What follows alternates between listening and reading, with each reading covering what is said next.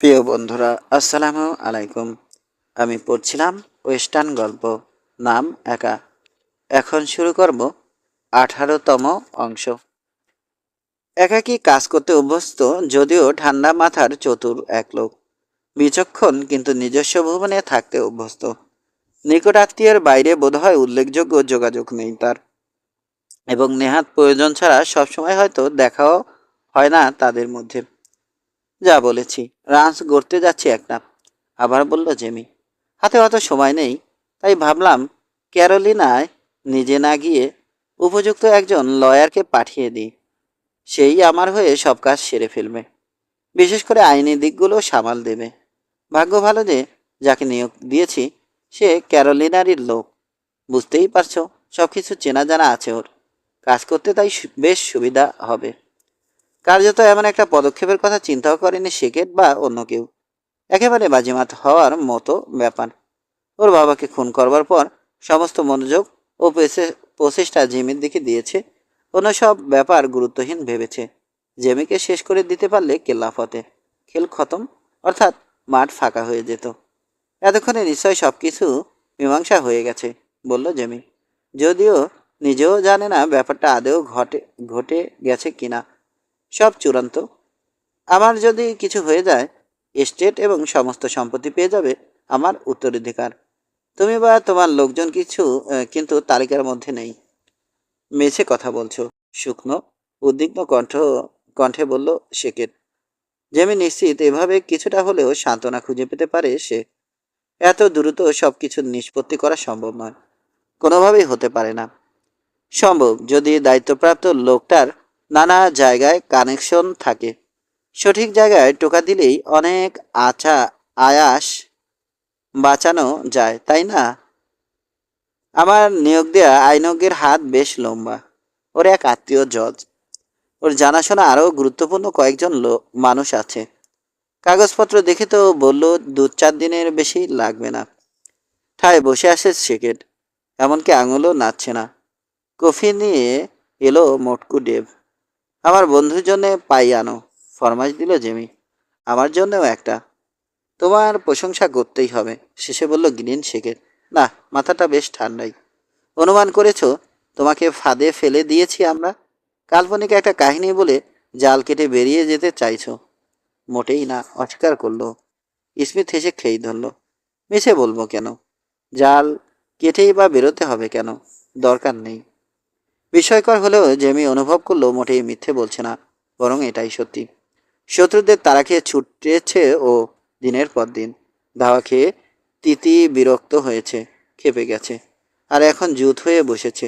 পালের গোদাটাকে দেখে আরও খেপেছে তলে তলে।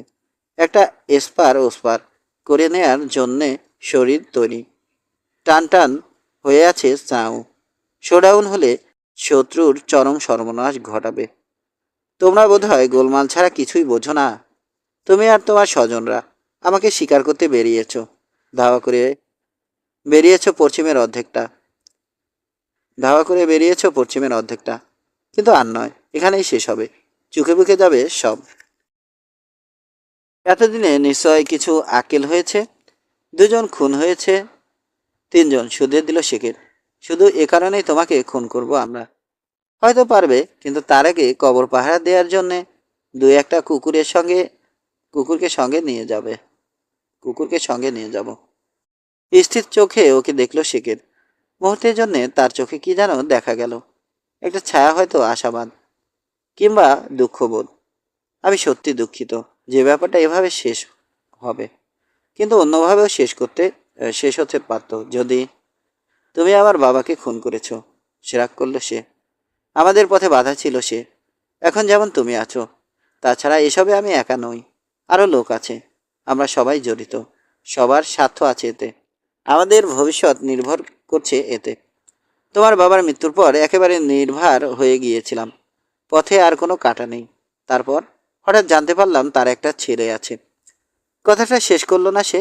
শেষ দিকে ক্ষীণ হয়ে এলো কণ্ঠ, এবং শেষ না করে থেমে গেল। মুহূর্তের জন্য ঢিলেমি দেয়নি জেমি, বরং সর্বক্ষণ, প্রতিটি মুহূর্ত সতর্ক, যে কোনো বিপদ বা পরিস্থিতির জন্য তৈরি। গ্লিন শেকের মহা বিপজ্জনক লোক। হারে হারে হারামি, ধুরন্ধরও বটে। হয়তো ধাপ্পা দিচ্ছে, হতভম্ব বা হতাশ হওয়ার ভান করে ওকে অসতর্ক করতে চাইছে। শত্রুর মুখোমুখি হয়ে হাল ছেড়ে দেওয়ার ভান করা অনেক পুরানো কিন্তু খুবই কার্যকরী কৌশল। শুধু সামনে বসা সেকেটের উপর দৃষ্টি রেখেছে তাই নয়, বরং বাইরে থেকে তার ভাই ব্রাদারদের কাছ থেকে বিপদ আশা করছে বলেও সতর্ক জেমি। ক্ষীণতম শব্দও শুনতে উদ্গ্রীব। এত খেয়াল করেছে রেড এমনভাবে বারে দাঁড়িয়ে এও খেয়াল করেছে রেড আহ, এমনভাবে বারে দাঁড়িয়ে আছে যাতে দুই দরজার উপর চোখ রাখতে পারে এবং ওদের দুজনের দিকেও পূর্ণ মনোযোগ রেখেছে। পরিস্থিতি এমন যে কোনো মুহূর্তে কিছু ঘটে যেতে পারে, ধৈর্য হারাতে পারে সেকেট এবং সেই মুহূর্তে শোডাউন ঘটে যাবে। জেমি নিজেই তাকে উস্কে দিতে চাইছে, কিন্তু যা আশা করছিল তেমন কিছু ঘটল না। হঠাৎ বাটুইং দরজা ঠেলে ভিতরে ঢুকলো দুজন লোক। দুজনেরই বুকে ব্যাস সাটা। প্রথমজন ছোটখাটো মানুষ, ধূসর হয়ে এসেছে চুল, কিন্তু এক নজর দেখেই বোঝা যায় পোর খাওয়া। সরাসরি ওদের টেবিলে চলে এলো তারা। প্রথমে জেমির দিকে তাকালো ছোটখাটো লোকটা, তারপর সিকেটকে দেখলো। যতদূর বুঝেছি তোমাদের দুজন আর তোমার কিছু বন্ধু বান্ধবের মধ্যে ইদানিং সমস্যা হচ্ছে। কর্তৃত্বপূর্ণ স্বর লোকটার। ঠিক তা নয়, বলতে গেল সিকেট। তুমি। কঠোর হয়ে গেছে অফিসারের কণ্ঠ। এ শহর ছেড়ে চলে যাবে, একা নয়, তোমার সঙ্গীদেরও নিয়ে যাবে। এবং এখনই। শহরের রাস্তায় কোনো গোলমাল সহ্য করব না আমরা। তোমাদের মধ্যে যে ফ্যাসাদ দিয়ে থাকুক সেটা অন্য কোথাও গিয়ে মিটিয়ে ফেলো, এখানে নয়। অফিসার, তপ্ত স্বরে বলল সিকেট। ভিতরে ভিতরে খেপে গেছে। আমার মনে হয় অযথাই অভিযোগ করেছো তুমি। বাইরে আমার বন্ধুরা, জানি, বাধা দিল ধূসর চুল। বাইরে তোমার মতো একই জাতের খুনিরা অপেক্ষা করছে। কি জানো, এ মুহূর্তে শটগান আর বাফেলো বন্দুক নিয়ে ওদের পাহারা দিচ্ছে এ শহরের 6 জন লোক। যাও, জলদি করো, রওনা হয়ে যাও। কে যেন বলতে চাইল সেকেট, কিন্তু নিরস্ত্র হলো অফিসারের মুখের দিকে তাকিয়ে। ধূসর চুললার অভিব্যক্তিতে ধৈর্যচ্যুতির আভাস। অজ্ঞাতা একবার জেমির দিকে অর্থপূর্ণ দৃষ্টি হেনে উঠে পড়ল সে। বেরিয়ে গেল রেস্তোরাঁ থেকে। অপেক্ষায় আছে জেমি। সেকেট চলে যাওয়ার পরও নড়ল না। দরজা পর্যন্ত সেকেটকে এগিয়ে দিয়েছে অফিসার। ফিরে এসে জেমির সামনে দাঁড়ালো। তোমার ক্ষেত্রেও একই কথা। 1 ঘন্টা সময় দিচ্ছি, এর মধ্যে কেটে পড়বে। আগে ওদের বিদায় করি, তারপর তোমাকে বের করে দেব। এখানে এক লোকের সঙ্গে ওর দেখা করবার কথা মার্শাল, বলে উঠল রেড। ব্যাপারটা খুব গুরুত্বপূর্ণ। সেক্ষেত্রে ওর ভাগ্য খারাপ বলতে হবে। আবারও কঠিন হয়ে গেল মার্শালের কণ্ঠ। ঘোড়া আর মালপত্র নিয়ে চলে যাবে তুমি, পরিষ্কার? তোমার প্রতি ব্যক্তিগত বিদ্বেষ নেই আমার, এমনকি তোমার পরিচয়ও জানি না, জানতেও চাই না। আমার মাথা ব্যথা হচ্ছে শহর নিয়ে। এখানে কোনো গোলমাল চাই না, বুঝতে পেরেছ? বিলকুল, বলল জেমি। তোমার জায়গায় থাকলে আমিও একই পদক্ষেপ নিতাম। ধন্যবাদ মার্শাল, 1 ঘন্টার মধ্যে বিদায় হব আমি। জেমি উঠে দাঁড়ানোর সময় ওর ওয়েস্ট ব্যান্ডে গুজে রাখা পিস্তলটা অফিসারের চোখে পড়ল। স্মিথ হাসল সে। একেবারে তৈরি ছিলে না? না, তোমাকে দোষ দেয়া যাবে না। ওদের দেখলাম তো, হারে হারে শয়তান এক একটা। এদের সঙ্গে লাগতে গেলে সবসময় তৈরি না থাকলে সময়ের আগেই কবরে যেতে হবে। পিকেট ওয়ারের দিকে একটা পথ আছে, রেড তোমাকে দেখিয়ে দিবে। তোমার জায়গায় থাকলে আমি টেইল এড়িয়ে নদী বরাবর এগিয়ে যেতাম, স্প্যানিশ পিক্সের দিকে এগিয়ে বারো ক্যানিয়ন পাড়ি দিতাম। মার্শালের ঠান্ডা চোখে এবার কোমল আভা দেখা গেল। তরুণ বয়সে আমিও এমন দাবরানি খেয়েছি 2-1 বার, জানি কেমন লাগে তখন। বার্ন ও করালের পেছন দিক দিয়ে জেমিকে নিয়ে এগোলো রেড। 20 গজ দূরে বইছে নদী। ঘরবাড়ি পিছন দিক আর নদীর মাঝে কাদামাটি দিয়ে তৈরি রাস্তা। রাস্তার দুপাশে দীর্ঘ পাইন সারির কারণে অপূর্ব লাগে পরিবেশ। স্যাডেলে চেপে কিছুক্ষণ এক জায়গায় দাঁড়িয়ে থাকলো ওরা। প্রাকৃতিক সৌন্দর্য উপভোগ করলো। এখান থেকে একাই যাবে তুমি, বলল রেড। তোমার বন্ধুর জন্য অপেক্ষা করতে হবে আমার। ও যদি সত্যি আমার সঙ্গে মোলাকাত করতে চায়, আগ্রহী স্বরে বলল জেমি, তাহলে মাথাটা কলারের ভিতর গুজিয়ে রাখতে বলো সবসময়। যেহেতু ধারে কাছে আমার কোনো বন্ধু নেই, আর শত্রুরাও খুব বেরসিক লোক। এখন থেকে আর পালাচ্ছি না, বরং সুযোগ পেলে শেখের বা সেরেসিনদের পিছনে ধাওয়া করব। তাই আমার সঙ্গে যখন সেই বন্ধুর দেখা হবে, হয়তো দেখবে ঝামেলায় আছি। যদি সত্যি আসে সে। আসবে। এপি সাপা পাশের দিকে যাব ভাবছি। স্প্যানিশ পিক্সের সামান্য পশ্চিমে ওটা। সেই বন্ধু যদি গোলাগুলিতে জড়িয়ে পড়তে এতই ইচ্ছুক হয়ে থাকে, ওকে সেদিকে চলে যেতে বলো। ওর পরিচয় নিয়ে সামান্য কৌতূহল রয়ে গেছে, তবে বলতে হবে না। দেখা হলে আমি নিজেই জেনে নেব। এ মুহূর্তে সম্ভাব্য সব রকম সাহায্য দরকার আমার, যেহেতু এবার রুখে দাঁড়াবো শত্রুদের বিরুদ্ধে। দেখা যাবে কে কয়টা লাশ ফেলতে পারে। ঘোড়া ঘুরিয়ে নিল রেড। একটা হাত তুলে শুভেচ্ছা জানালো, তারপর শহরের দিকে যাত্রা করলো। একই জায়গায় দাঁড়িয়ে থাকলো জেমি। কিছুক্ষণ চারপাশ নিরীক্ষ করলো, কাউকে দেখতে পাচ্ছে না। শেষে পশ্চিমে এগোলো, যতটা সম্ভব আড়াল ব্যবহার করছে। স্পষ্ট টের পাচ্ছে জেমি শোডাউনের আর বেশি দেরি নেই। মুহূর্তটা এলো বলে। তিনি তাদের আরেকটু রেস্তোরাঁয় আরেকটু হলে ঘটে গিয়েছিল চূড়ান্ত সংঘর্ষ। বিশেষ করে দুই অফিসার বাদ না সাধলে, কিংবা রেস্তোরাঁ থেকে রাস্তায় বেরিয়ে গেলেই হয়তো শেখেরদের তোপের মুখে পড়ে যেত জেমি। শত্রুপক্ষ আগে থেকে তকে তকে ছিল, আর এখনো নিজেই মরিয়া হয়ে উঠেছে। এসপার ওসপার হয়ে যাক, কাহাতক আর ছোটাছুটি করা সম্ভব। হঠাৎ উপলব্ধি করলো মোটেই ভয় পাচ্ছে না, একটুও নয়, বরং পুরোপুরি তৈরিও। যে কোনো পরিস্থিতির জন্যে প্রস্তুত। ঠিক পথটাই ওকে বাতলে দিয়েছে মার্শাল। পারগাটয়ের নদীর তলা ধরে টানা পশ্চিমে এগিয়ে চলল জেমি। একসময় রাইলি ক্যানিয়নের বিপরীতে পৌঁছলো। নদীর পাড় থেকে উঠে এলো আবার।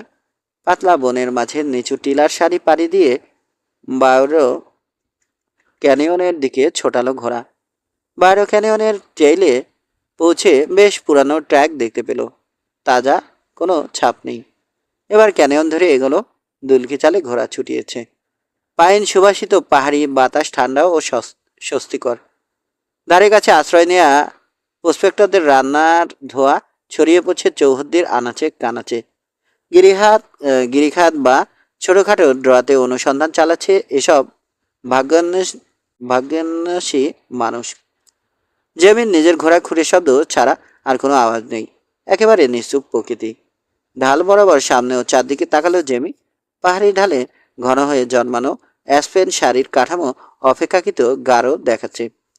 ক্যানিয়নের দিকে আসা প্রতিটি টেইল খুঁটিয়ে জরিপ করলো ও, কিন্তু সন্দেহজনক কিছু দেখতে পেল না। তবে মোটেও নিশ্চিত হয়নি, যেহেতু জানে শত্রুরা বেশি দূরে নেই। বরং এই মুহূর্তে প্রাণান্ত চেষ্টায় রয়েছে সংক্ষিপ্ত সময়ে যাতে ওর অবস্থান জানা যায়। সামনে স্প্যানিশ পিক্স, বলা চলে হামলে পড়েছে মাথার উপর। সুউচ্চ শৃঙ্গের আশপাশে ঘুরে বেড়াচ্ছে মেঘের দল। বৃষ্টি হবে বয়, রোয়ানের উদ্দেশ্যে বলল জেমি। ওগুলো হচ্ছে মেঘ, ভরকে যাওয়ার কিছু নেই। মনে হচ্ছে একটা আশ্রয় খুঁজে নেওয়া উচিত হবে আমাদের। ঢালের উপর ছোট্ট একটা চাতালের মতো দেখতে পেল ও, অ্যাসপেন গুচ্ছের ঠিক পাশে। রোয়ানকে সেদিকে চালনা করল জেমি। ঢাল ধরে উঠে যাচ্ছে। পাশে অ্যাসপেন শাড়ি। যা খুঁজছিল তাই দেখতে পেল একটু পর। সামান্য ঘুরে চাতালের উপর উঠে এলো। জুৎসই আশ্রয় নয়, তবে কাজ চলে যাবে।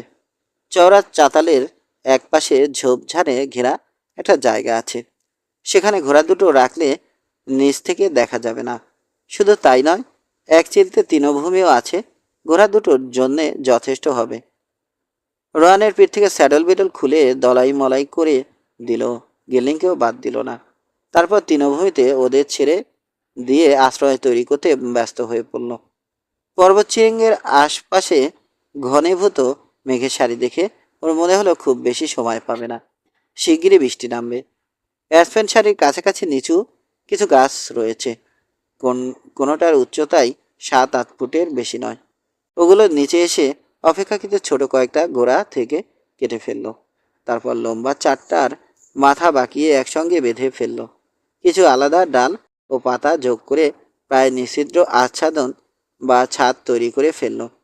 কাজের ফাঁকে মাঝে মধ্যে মেঘের পাহাড়ের দিকে নজর রেখেছে। আশঙ্কা করছে হয়তো আশ্রয় তৈরি হওয়ার আগেই বৃষ্টি নেমে আসবে। সবশেষে চারকোনায় থাকা চার গাছের গুড়ির সঙ্গে কয়েকটা লম্বা গাছের ডাল আড়াআড়ি বেঁধে ফেলল। ডালের সঙ্গে খাড়া করে পাতা সহ কিছু ডাল বেঁধে দিল। মোটামুটি বেড়া তৈরি হয়ে গেছে। বৃষ্টির ছাট বা বাতাস পুরোপুরি আটকাতে না পারলেও অন্তত কিছুটা হলেও ঠেকিয়ে দেবে। সবচেয়ে আরও কিছু সবশেষে আরও কিছু লতাপাতা এনে ছাদের আগের স্তরের উপর চাপিয়ে দিল। এবার জুত হয়েছে বেশ। পানি চুইয়ে পড়বে না ভিতরে। স্পর্শের ডালপালা দিয়ে ভিতরে বিছানা তৈরি করলো। বাতাস লাগবে কম এমন এক জায়গায় আগুন জ্বালালো। পড়ে থাকা শুকনো এক গুঁড়ি থেকে বাকল সংগ্রহ করে পুরো বাকল বসিয়ে দিল আগুনের 3 দিকে। প্রতিফলক হিসাবে কাজ করবে বাকল, ফলে তাপ বা আলো কোনোটারই অপচয় হবে না। কফি পট নিয়ে 20 গজ দূরে ঝর্ণার কাছে চলে এলো জেমি। পট ভরাট করে আগুনের উপর চড়িয়ে দিল। সদ্য তৈরি আশ্রয়ে একবার ঢু মারল। গিয়ার ও ব্ল্যাঙ্কেট রোল রেখে দিল এক পাশে। স্যাডেলটাকে বালিশ হিসাবে ব্যবহার করতে হবে। এতে অবশ্য অভ্যস্ত জেমি। কফির গুঁড়ো নিয়ে আগুনের পাশে এসে দেখল পানি ফুটতে শুরু করেছে। তখনই বড় বড় ফোঁটায় বৃষ্টি পড়তে লাগলো। 20 পেনির মুদ্রার চেয়েও বড় বড় সাইজের ফোঁটা। গায়ে পড়লে টের পাওয়া যায় যে কিছু পড়ল। দৌড়ে তৃণভূমিতে চলে এলো জেমি। ঘোড়া দুটোকে নিজের আশ্রয়ের কাছাকাছি নিয়ে এলো। অ্যাসপেন শাড়ির নিচে অনায়াসে থাকতে পারবে ঘোড়াগুলো। এখানে ঘাস যেমন আছে তেমনি বৃষ্টিতে খুব বেশি ভিজতে হবে না। এবার তড়িঘড়ি করে আগুনে কাঠ যোগ করলো। রাতের জন্য নিশ্চিন্ত সবকিছু আশ্রয়ে আনা হয়েছে। এদিকে ঝমঝম করে বৃষ্টি পড়ছে এখন। ডালপালার তৈরি ছাদে পটাপট শব্দ হচ্ছে। আগুনে বেকন ভাজতে বসলো জেমি। ছাদ থেকে চুইয়ে 2-1 ফোঁটা পড়ছে বটে, তবে বৃষ্টির তোপ কমে গেলে তাও পড়বে না, তাই এনে দুশ্চিন্তা করছে না। শেষ বেকনটা ভেজে কয়েকটা বিস্কুট চিবালো জেমি। তারপর গরম গরম বেকন পেটে চালান করে দেওয়ার সঙ্গে সঙ্গে কড়া 3 কাপ কালো কফি গিলল। যা খিদে পেয়েছিল, নিজের তৈরি খাবার অমৃতের মতো লাগছে। ছাদ চুইয়ে নিচের দিকে পানি জমা হচ্ছে, তারপর বড়সড় ফোঁটার আকারে মাটিতে পড়ছে। তবে কোনোটাই দুশ্চিন্তা করবার মতো নয়। মিনিট 4-5 পর হয়তো 1 ফোঁটা পড়ছে। আশ্রয় নির্মাণে যেমন মুন্সিয়ানার পরিচয় দিয়েছে জেমি, স্থান নির্বাচনেও বিচক্ষণতা দেখিয়েছে। বৃষ্টির সময় বা পরপরই এ ধরনের জায়গায় পাহাড়ি ঢল নেমে আসে। উপত্যকা দিয়ে বয়ে যায় পাহাড়ে জমা হওয়া বৃষ্টির পানি।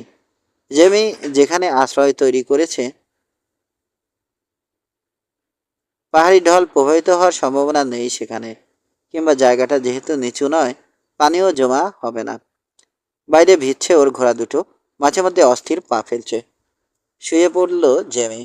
মাথা এমন জায়গায় রেখেছে যেখানে বৃষ্টির ফোঁটা পড়ছে না। অন্ধকারের দিকে তাকিয়ে উপলব্ধি করলো কত অল্পতে সন্তুষ্ট হতে পারে মানুষ। নিরাপদ আশ্রয়, ছোট্ট আগুনের কুণ্ডের উষ্ণতা, সামান্য খাবার এবং ক্ষণিকের বিশ্রাম। এসব বেশি কিছু নয়, কিন্তু জীবনের বহু সময় ওর কেটে গেছে ওসব ছাড়াই একসঙ্গে সব পায়নি। ওসব ছাড়াই একসঙ্গে সব পায়নি। হয়তো এটা ওর জীবনের শেষ রাত্রি। যা পরিস্থিতি, মরণপর লড়াই হবে, এবং যে লড়াইয়ে পিছিয়ে আসবার বা আগাম সমাপ্তির কোনো সম্ভাবনা নেই। লালচুরো কাউহ্যান্ডের বলা বন্ধুটি কে বুঝতে পারছে না জেমি। আসলে কে এই লোক? অন্ধকারে মাথা নাড়ল।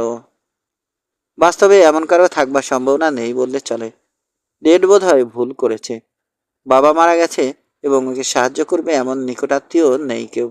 অথচ সাধারণ কেউ নয় মানুষটা। রেডের কথা যদি সত্যি হয়ে থাকে, নানা পথে লোক নিয়োগ করেছে সে। জেমির আশু পদক্ষেপ জানতে চেয়েছে। এ ব্যাপারটা বিশেষ তাৎপর্যপূর্ণ।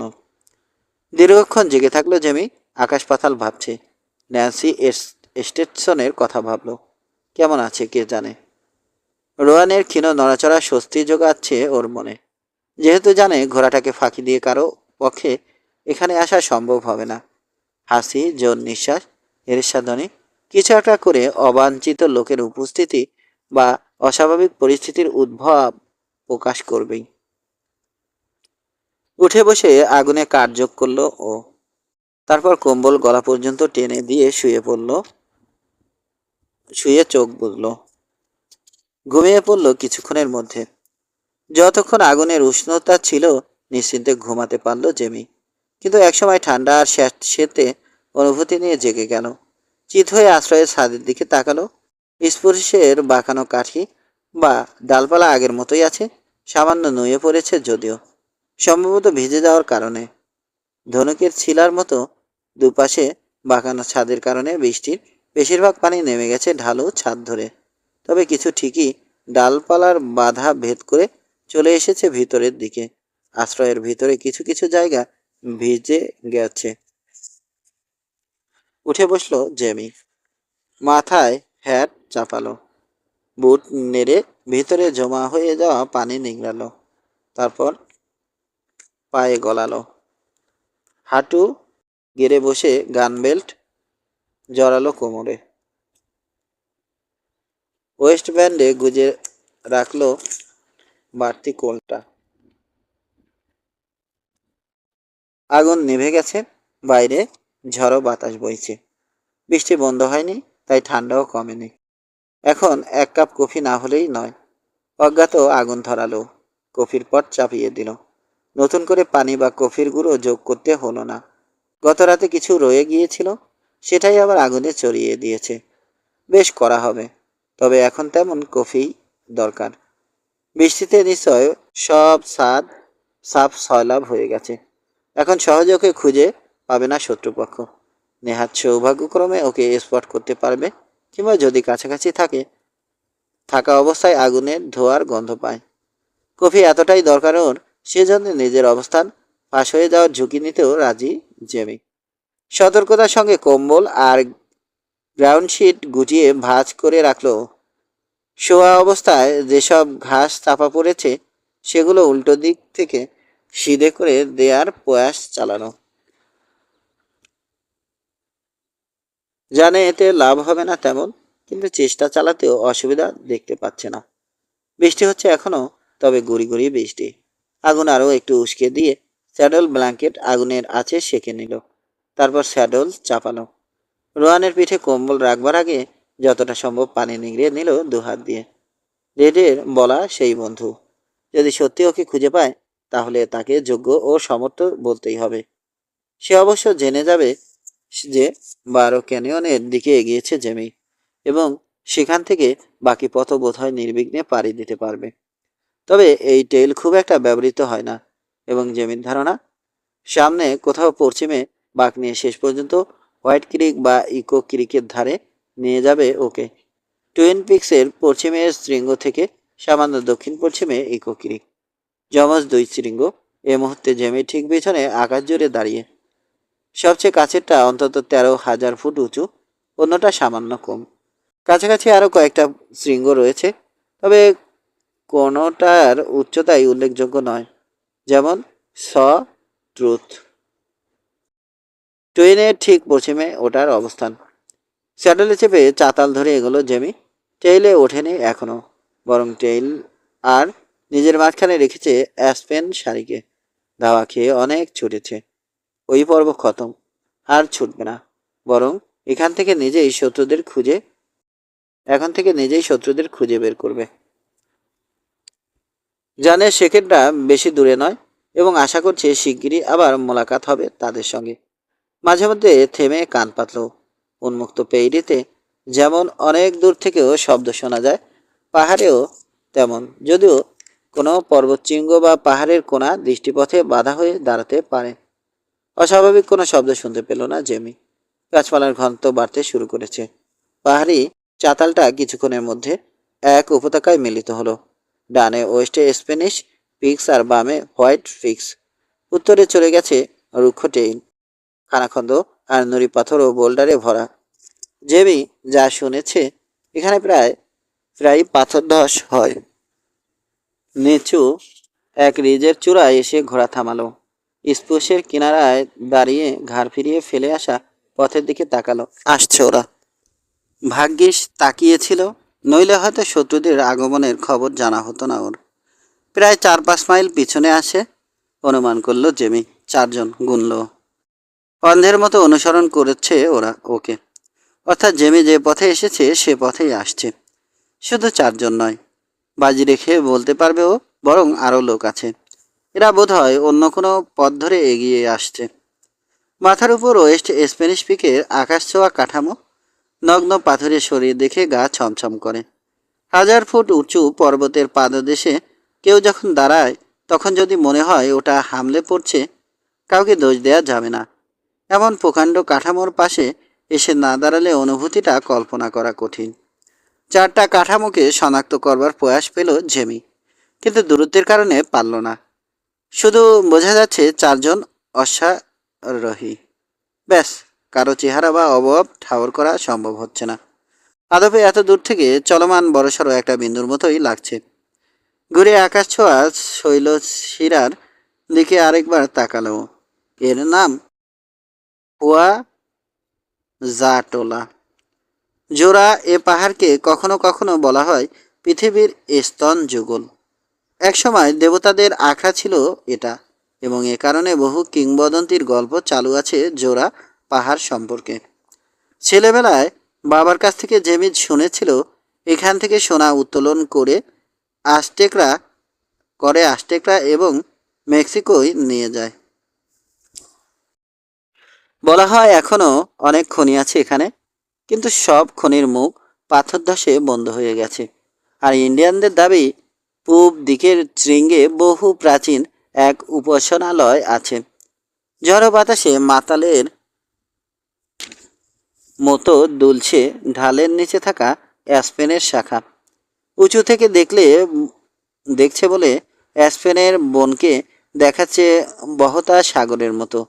দুলুনিতে মনে হচ্ছে দুলুনিকে মনে হচ্ছে ঢেউ বয়ে যাচ্ছে একের পর এক।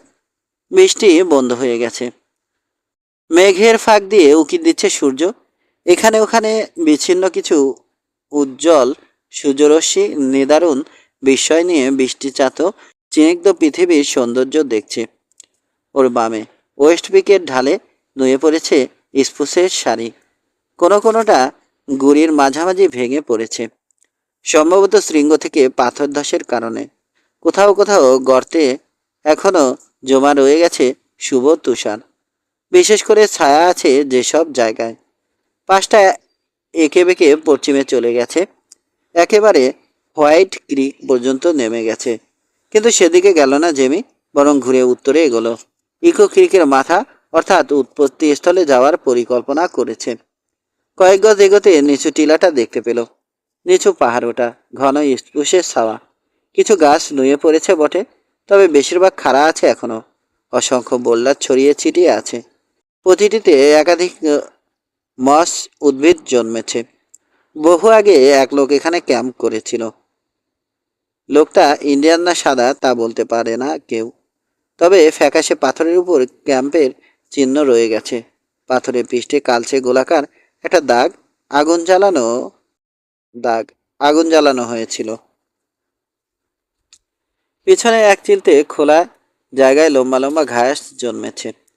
এরপর ইতস্তত বেড়ে ওঠা কয়েক ডজন স্পুসের সারির মাঝখান দিয়ে চলে যাওয়া ক্ষীণ টেইল সম্ভবত ইকো ক্রিকের দিকে গেছে। টিলার উপর উঠে পেছনে নিচের টেইলের দিকে তাকালো। মোক্ষম জায়গা। এখান থেকে টেইলের পুরোটাই দৃশ্যমান। ওকে ফাঁকি দিয়ে যদি এখানে রাইফেল হাতে বসে থাকে, কারো পক্ষে কয়েকশো গজের মধ্যে অক্ষত আসা সম্ভব হবে না। মাটিতে নেমে ঘোড়া দুটো ঢালে নিয়ে এলো জেমি। স্যাডল খুলল না। তাজা লকলকিয়ে ওঠা লম্বা ঘাস দেখে সঙ্গে সঙ্গে ব্যস্ত হয়ে পড়ল রোয়ান আর গেল্ডিং। ওগুলোকে পিকেট করে পাথরের জায়গায় ফিরে এলো জেমি। উইনচেস্টার হাতে সুবিধাজনক একটা জায়গা পছন্দ করে বসে পড়ল। কতদিন হলো ছোটাছুটি করছে, ক্লান্ত হয়ে পড়েছে ও। সারা দেহে রাজ্যের অবসাদ, মনটা তেতো হয়ে গেছে। এরপর কি ঘটে এই আশঙ্কা নিয়ে কতদিন থাকা যায়। জেদ, আক্রোশ, প্রতিহিংসা সবই বোধ করছে। এখন যে কোনো শোডাউনের জন্য প্রস্তুত। প্রতিপক্ষে বহু লোক আর ও একা, কিন্তু মোটেই তোয়াক্কা করে না জেমি। বরং আজকের সূর্য ডুবে গিয়ে কাল যখন আরও একটা দিন আসবে, শত্রুর সংখ্যা নিশ্চিতভাবে কমে যাবে ভেবে প্রসন্ন বোধ করছে। বিচ্ছিন্ন মেঘের পাহাড়ের ফাঁক ফোকর গলে নেমে আসছে সূর্যের কোমল আলো। এখানে না হলেও দূরে বৃষ্টি হচ্ছে। ধোয়াটে একটা পর্দা ঝুলিয়ে রেখেছে দৃষ্টিপথে। স্যাডল ব্যাগ থেকে ক্র্যাকার বিস্কুট বের করলো জেমি। খেয়াল করলো আশপাশে ঘুরঘুর করছে কৌতূহলী একটা হুইস্কি জ্যাক। সম্ভবত খাবার পাওয়ার আশায় আছে। বিস্কুট থেকে কোনা ভেঙে ছুঁড়ে মারল জেমি। চট করে ওটা মুখে পুরে নিল প্রাণীটা। আরও পাওয়ার আশায় কাছে চলে এলো। ওকে মোটেই বিপদ মনে করছে না, কিংবা নিজের উড্ডয়ন ক্ষমতার উপর পরিপূর্ণ আস্থা রেখেছে। প্রয়োজন পড়া মাত্র খিচে উড়াল দেবে। শত্রুরা আরও কাছে চলে এসেছে। দৃশ্যত ওরা ধরে নিয়েছে এখনো দৌড়ের মধ্যে আছে জেমি। মনে দুশ্চিন্তা বা উদ্বেগ নেই। লোকবল বেশি হলে থাকবার কথাও নয়। তাছাড়া এক একজন হারে হারে শয়তান। এত বেপরোয়া যে স্বার্থসিদ্ধির জন্যে হীন যে কোনো উপায় অবলম্বন করতেও পিছপা হবে না। হাতে রাইফেলের অস্তিত্ব স্বস্তি ছড়িয়ে দিচ্ছে ওর সারা দেহে। নিজের অবস্থান বিচার করল। দারুণ প্রস্তুতিও সন্তোষজনক। পিছনে পালানোর পথ ঠিক করা আছে। টিলাটা বিচ্ছিন্নও নয় যে চট করে চোখে পড়বে। তাছাড়া চাইলে যে কোনো দিকে সটকে পড়তে পারবে জেমি, এবং প্রায় পুরো পথে কোনো না কোনো কাভার পাবে। কাঁধটা এখনো আড়ষ্ট লাগছে, তাই সাবধানে নড়াচড়া করছে ও। নেহাত ঠেকায় না পড়লে বাম কাঁধ বা হাত ব্যবহার করছে না। সুস্বাদু মানসিক সুস্বাস্থ্য, মানসিক দীর্ঘতা আর পরিকল্পনা ও সতেজ পাহাড়ি বাতাস ক্ষত শুকানোর জন্য খুবই উপকারী। ট্রেইলের একটা বাঘ পছন্দ করলো। রাইফেল তুলে নিশানা করলো। প্রায় 400 গজ দূরত্ব। জায়গাটার ডান দিকে পাহাড়ি ঢালে গুচ্ছ আকারে বেড়ে উঠেছে কিছু স্কারলেট জিলিয়া পূর্ণ যৌবনা ফুলগুলো ঢালের ওই অংশকে রক্তলাল করে তুলেছে। আঙুল দিয়ে হ্যাটটা পিছনে ঠেলে দিল জেমি। রাইফেলটা এক গাছের গুড়ির উপর রাখল। বিশ্রামের ফাঁকে অযথা রাইফেলের ভার বহন না করে এভাবেই রাখবার সিদ্ধান্ত নিয়েছে। যেহেতু এক হাতে ব্যবহার করবে, প্রয়োজন না পড়লে বাম হাতকে কাজে লাগাতে চায় না। আরেকটা ক্র্যাকার বের করে হুইস্কি জ্যাকের সঙ্গে ভাগাভাগি করলো। জীবনের শেষ মুহূর্তগুলোয় কেমন বোধ করে মানুষ? এখন যেমন হচ্ছে ওর তেমন। সতেজ নির্মল বাতাস বইছে। তুষার শুভ শৃঙ্গের সংস্পর্শে তাই একটু বেশি শীতল। তুষারের স্পর্শ যেন। জেমি যেখানে আছে মাত্র কয়েক হাজার ফুট উপরে পর্বত শৃঙ্গের আনাচে কানাচে জবাট বেঁধে আছে টনকে টন তুষার। ট্রেইলের ধারে হঠাৎ উড়াল দিল একটা পাখি। পরপরই প্রথম রাইডার দৃশ্যমান হলো। রাইফেল হাতে তুলে নিল জেমি। নিশানা স্থির করলো। শুরু থেকে এ পর্যন্ত ওর প্রতি চরম মনোভাব প্রদর্শন করেছে শত্রুরা। মাত্র একটা লক্ষ্য ছিল ওদের মিশনে, জেমিকে খুন করা। যখনই সুযোগ পেয়েছে ওকে নিকেশ করবার চেষ্টায় কখনো গাফলতি দেখায়নি। সেক্ষেত্রে শত্রু যখন পাল্টা ওকে কোনো সুযোগ দেয়নি বা দেবে না, ও কেন সুযোগ দেবে? সবচেয়ে বড় কথা, শত্রু একাধিক। এক গন্ডা বেপরোয়া ও নিষ্ঠুর মানুষের বিরুদ্ধে যখন কেউ লড়ে সমান সমান বা ন্যায্য সুযোগের ভাবনা, তখন নিদারুণ বোকামি ছাড়া আর কিছু নয়। এই একই অবস্থায়, অর্থাৎ টিগারের মুখে যদি ওকে পেত, শত্রুরা উল্লসিত হতো, ক্ষীণতম দ্বিধাও করতো না। মনটা পাথরের মতো শক্ত হয়ে গেছে ওর। পরিস্থিতি বাধ্য করেছে ওকে। বাঁচা মরার খেলা এটা। কোনো দুর্বলতার স্থানে নেই এখানে। দুর্বলতা প্রকাশ মানে কবরের দিকে একটা পা বাড়িয়ে দেয়া। তাই চরম বিতৃষ্ণা আর জেদ নিয়ে প্রথম রাইডারকে লক্ষ্য করে ট্রিগার টেনে দিল জেমি। একটু নিচে নিশানা করেছ, যেহেতু ঢাল ধরে উঠে আসছে শত্রুরা। কিন্তু বুলেটটা ঠিক জায়গাতেই লাগলো। আলোর একটা ঝলক দেখতে পেল লোকটার ভেস্টে। সম্ভবত কোনো মেডালিয়ন, কিংবা হতে পারে চেইনের ঘড়িতে সোনার নাগেট। আলো পরে ঝিলিক মেরেছে। বুলেটের ধাক্কায় ঝাঁকি খেলো দেহটা। সেফ ঘটনাচক্রে কিংবা দেহে ঝাঁকির কারণে স্পার দাবিয়ে ফেলল। ছিটকে আগে বাড়লেও ধূসর ঘোড়াটা। পিছনে হেলে পড়ল রাইডারের দেহ। তারপর ধপ করে গড়িয়ে পড়ল টেইনে। দুটো গড়ান খেলো দেহটা। টেইলের পাশে জিলিয়া গুচ্ছের কাছে গিয়ে স্থির হলো। উদ্ভ্রান্তের মতো ছুটল ঘোড়াটা। সঙ্গী বা অন্য রাইডারদের প্রতি গ্রাহ্য করল না। একটু পর ছুটে জেমের সামনে দিয়ে চলে গেল। মুক্ত স্টিরাপ দুটো মুক্ত স্টিরাপ দুটো ঝুলছে। পাহাড়ে পাহাড়ে প্রতিধ্বনি তুলল রাইফেলের ভারী গর্জন। শব্দটা মিলিয়ে যেতে সময় লাগলো। তারপর একেবারে নিশ্চিম নীরবতা নেমে এলো। পাতার ফাঁকফোকর ধরে ছুট দিয়েছে সন্তস্ত ও অস্থির হুইস্কি জ্যাকটা। দূর দূরে কোথাও চেঁচিয়ে উঠল একটা ঈগল। টেইলে স্থির হয়ে আছে জেমির দৃষ্টি। অন্যদের দেখতে পাবে বলে আশা করছে। পড়ে থাকা লোকটাকে দেখলো এক নজর। ওহো, কোনো নড়াচড়া নেই। কেউ গুলি খেলেই মারা পড়ে না, বরং কখনো কখনো ধীরে ধীরে মৃত্যুর দিকে এগিয়ে যায়।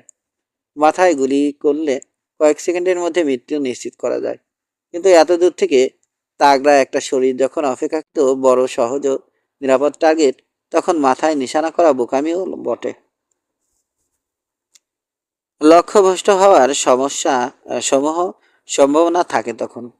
গুলি এক চুল এদিক হলে ও টার্গেটকে পাশ কাটিয়ে যাবে, কিংবা এমনও দেখা গেছে ঠিক ওই মুহূর্তে পাশে থাকা সঙ্গীর দিকে ফিরল লোকটা।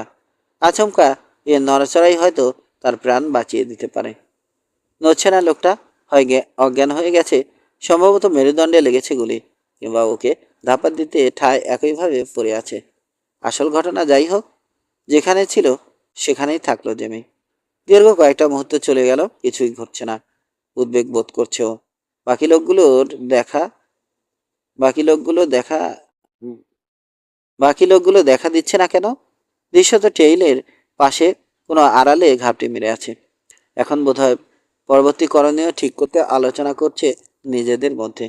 এদের একজন যদি সামান্য ঘুরপথে ওর কাছে চলে আসবার উদ্দেশ্য নিয়ে রওনা হয়ে থাকে, মোটেও অবাক হওয়ার কিছু থাকবে না, বরং এটাই স্বাভাবিক।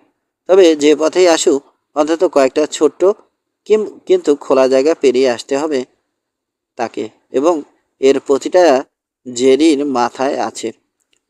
সূর্য উঠে গেছে, রোদের আঁচ উষ্ণ ও স্বস্তিকর লাগছে এখন।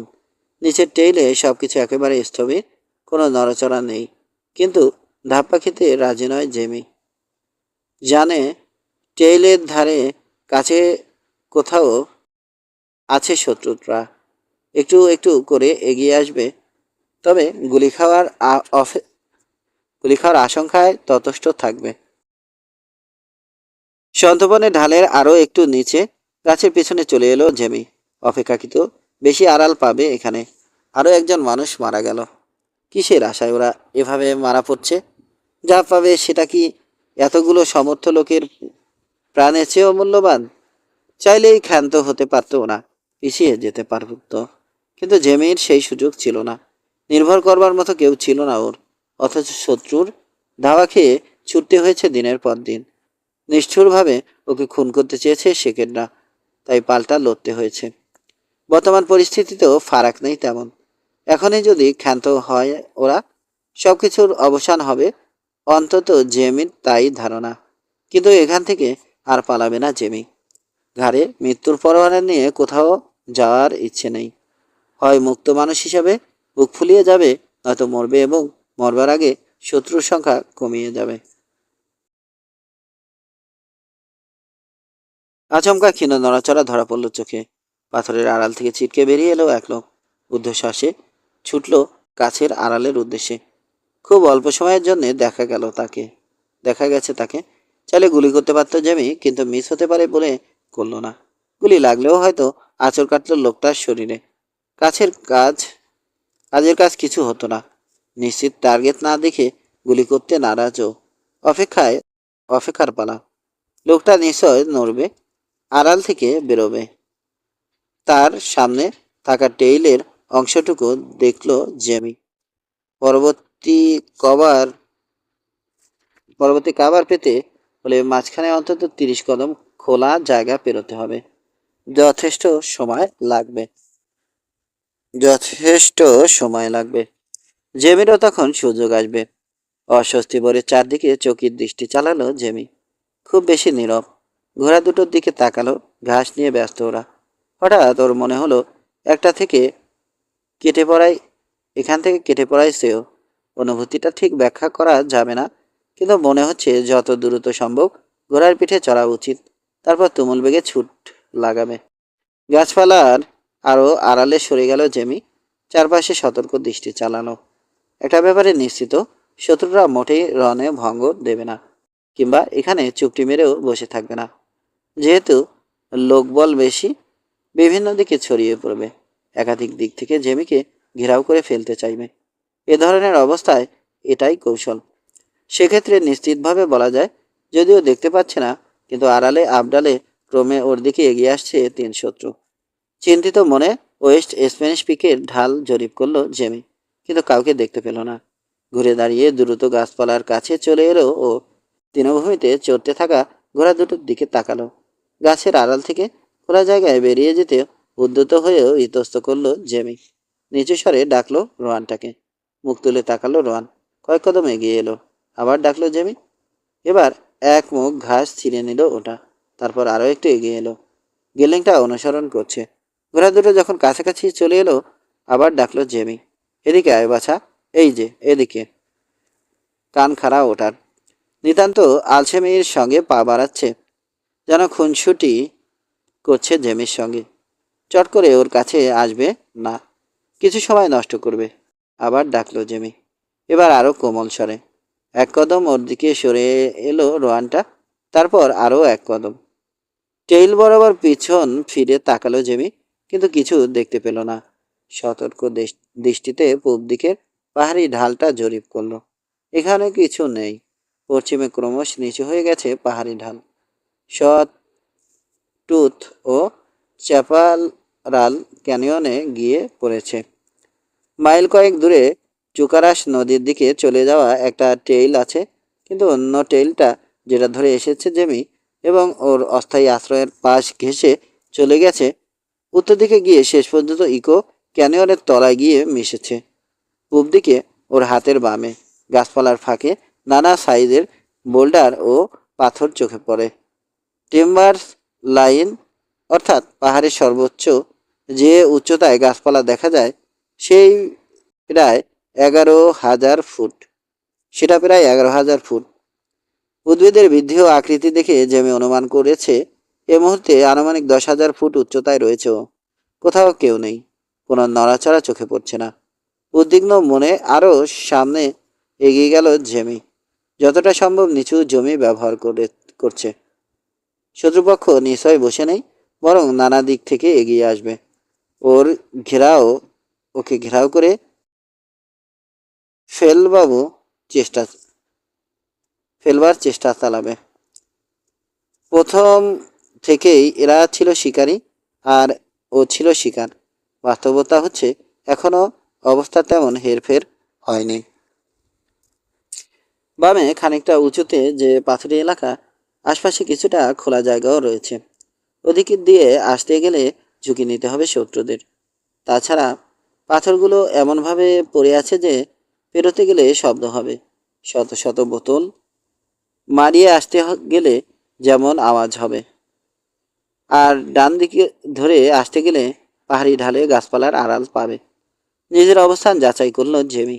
সন্তোষজনক হলেও পুরোপুরি নিশ্চিত হতে পারছে না। নিজেকে কোণঠাসা মনে হচ্ছে ওর। অনুভূতিটা অস্বস্তিকর। ওয়েস্ট স্প্যানিশ পিকস থেকে ধেয়ে এলো ঠান্ডা বাতাস। মাথার উপর অলস চক্কর কাটলো একটা নিঃসঙ্গ বাজার্ড। তারপর গোতা খেয়ে নেমে এলো দক্ষিণের টেইলের দিকে। ওখানেই গুলি খেয়ে পড়েছিল লোকটা। তার মানে আরও একজন খতম। সব মিলিয়ে 4 জন হলো। গিলেন এখানে আছে কি না কে জানে, তবে নেভেন আছে নিশ্চয়। সহসা জেমে আবিষ্কার করলো শত্রুপক্ষের মোটেও তারা নেই। ওকে কোণঠাসা অবস্থায় নাগালের মধ্যে পেয়ে গেছে তারা। নিঃসন্দেহে একাধিক দিক থেকে ওর দিকে এগিয়ে আসছে। পিছনে গিয়ে অবস্থান নেবে এবং তারপর একসঙ্গে হামলা চালাবে, যদি না তার আগেই বিক্ষিপ্তভাবে কারো গুলিতে প্রাণ হারায়। তবে এখন ওরা জেনে গেছে সহজে ছাড়বার পাত্র নয় জেমি। পাল্টা নিখুঁত নিশানায় গুলি করতে সক্ষম। নতুনভাবে হিসাব কষবে, সতর্ক থাকবে যাতে আর কেউ হতাহত না হয়।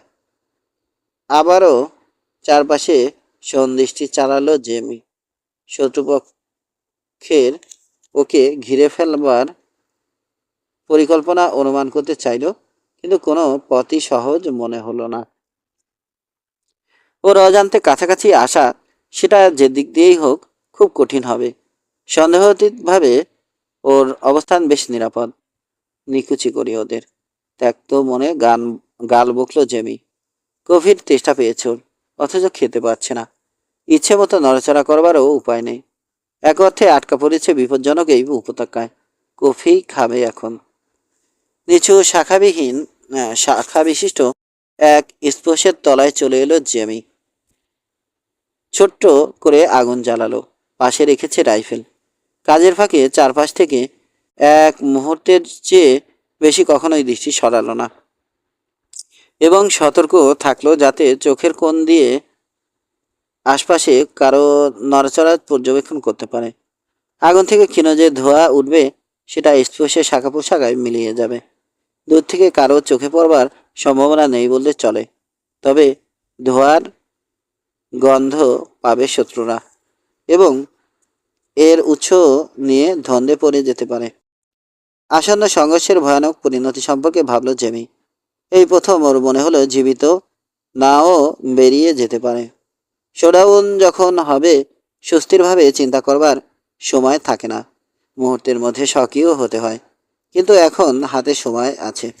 বেপরোয়া বেপরোয়া এ মানুষগুলো ওকে মৃত দেখতে চায়, এবং আগেও বহু খুন করে হাত পাকিয়েছে। আশপাশে আছে ওরা, ক্রমশ এগিয়ে আসছে। সঠিক সংখ্যা ওর জানা নেই। হয়তো 4 জন, কিংবা 1 ডজনও হতে পারে। আগুনের উপর কফি পট বসিয়ে দিল জেমি। নিজের উদ্দেশ্যে স্মিথ হাসল। বেটারা কফির ঘ্রাণ পাবে ভেবে কুলি পাবে না। এখানে কফি আসবে কোত্থেকে? গ্লিন শেকেটের খুব পছন্দ হবে ব্যাপারটা। সাহসী লোক সে, অন্যের সাহসের সমীহও করতে জানে। তবে আসল তাৎপর্য যা, ওরা ঠিকই বুঝে নেবে। অসম লড়াই হলেও মোটেই ভীত নয় জেনি ট্যাভালিয়ান। সত্যি কি ভয় পাচ্ছে না? নিজেকে প্রশ্ন করল। হ্যাঁ, পাচ্ছে মৃত্যু ভয়। মরতে চায় না ও। জেমি, নিচু একটা কণ্ঠ ভেসে এলো, মেয়েলি কণ্ঠ। জেমি, এদিকে চলে এসো। আমি তোমার সঙ্গে কথা বলতে চাই, একা। কথা বলবে না ছাই? জেমি, ভেবে দেখো তো, শত্রুতা দূরে থাক, তোমার সঙ্গে কি আমার সামান্য বাদানুবাদও হয়েছে এ পর্যন্ত? হওয়া উচিত নয়। আমরা এখান থেকে বেরিয়ে গেলেই পারি, শুধু তুমি আর আমি। ঠায় বসে থাকলেও টু শব্দটিও করল না। গিলেন শেখের সম্পর্কে জানে, ধৈর্য কম লোকটার। জেমি আশা করছে জ্ঞাতি ভাই যেহেতু, অন্যদেরও একই স্বভাব হওয়ার কথা। যার ব্যাপারে ওকে বিশেষ সতর্ক করে দেয়া হয়েছিল, লোকটার নাম কি জানো? নাইবেক। জ্যাকব নাইবেক। ওই লোকও এখানে আছে কিনা কে জানে। সমস্যা ওটাই, একা ও। বিপক্ষে অন্তত এক গন্ডা বিপজ্জনক লোক। শুধু বিপজ্জনকই নয়, চরম নিষ্ঠুর, ধূর্ত ও মারমুখী। ওরা কি অন্ধকার নামবার অপেক্ষা করবে? সন্দেহ করবে জেমে হয়তো অন্ধকার নামলে সটকে পড়তে চাইবে? ছোট্ট যে টিলায় আশ্রয় নিয়েছ, আশপাশের এলাকা থেকে কয়েক ফুট উঁচু।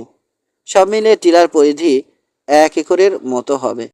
ঘন গাছপালা, প্রধানত স্পুস ছাড়াও কিছু ছড়ানো ছিটানো বোল্ডার রয়েছে। এর কোনোটা কোমর সমান উঁচু, আর আছে বুনো ঝোপ। যেহেতু ছোট জায়গা, সেফ অন্ধের মতো যদি এক নাগাড়ে সর্বত্র গুলি করতে থাকে, ওর গায়ে গুলি লাগাবার সম্ভাবনা 100-তে 1 ভাগ। এখান থেকে বেরিয়ে সম্ভব নিরাপদ পথ হতে নিরাপদ পথ হতে পারে উত্তর দিক। কিন্তু এই এলাকা সম্পর্কে আগেও কম বেশি শুনেছ, এবং নিজস্ব অভিজ্ঞতা থেকে জানে যে 3টা পথ ধরে বেরিয়ে যেতে পারবে। শর্টরুট পেরিয়ে পশ্চিমে গেছে এক টেইল, চাপারল ক্যানিয়ন হয়ে চুকারাশে চলে গেছে, আর ওর ঠিক পেছনে একটা টেইল গেছে ওয়েড ক্যানিয়নের দিকে, এবং এরই এক শাখা চলে গেছে ইকো ক্যানিয়নের দিকে। চাইলে এর যে কোনো একটা টেইল ধরে সটকে পড়তে পারে ও। কিন্তু সমস্যা হচ্ছে, ত্যক্ত হয়ে পড়েছে জেমি। আর পালাতে বা ছুটতে ইচ্ছে করছে না, বরং শোডাউনের জন্য তৈরি। হয়তো বোকামি হচ্ছে, যেহেতু স্বেচ্ছায় সংঘর্ষের পথ বেছে নিচ্ছে, যেখানে চাইলে নিরাপদে সটকে পড়তে পারত। বিশেষ করে বিরুদ্ধে যখন অন্তত এক গন্ডা ভয়ঙ্কর শত্রু একাধিক লোকের বিরুদ্ধে আগেও লড়েছে, কিন্তু ভাগ্য ওর পক্ষে ছিল বলে উতরে গেছে। এবারও যে তাই হবে এমন কি নিশ্চয়তা আছে? আচমকা তুমুল গুলিবর্ষণ শুরু হলো, জেমির সম্ভাব্য অবস্থান লক্ষ্য করে। অনুমানের উপর বিভিন্ন ঝোপঝাড় আর বোল্ডারের আনাচে কানাচে গুলি করছে। আশা করছে বাধ্য হয়ে জেমি হয়তো খোলা জায়গায় বেরিয়ে যাবে।